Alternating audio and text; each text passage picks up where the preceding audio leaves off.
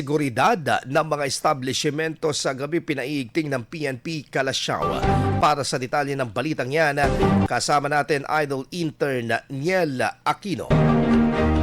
104.7 IFM Report.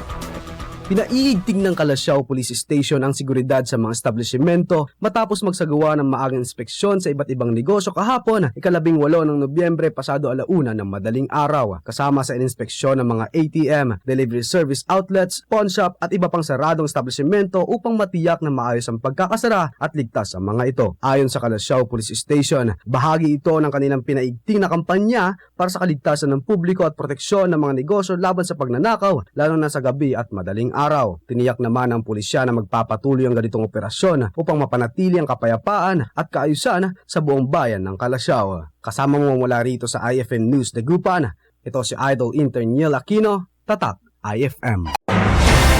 IFM News. IFM News. IFM News.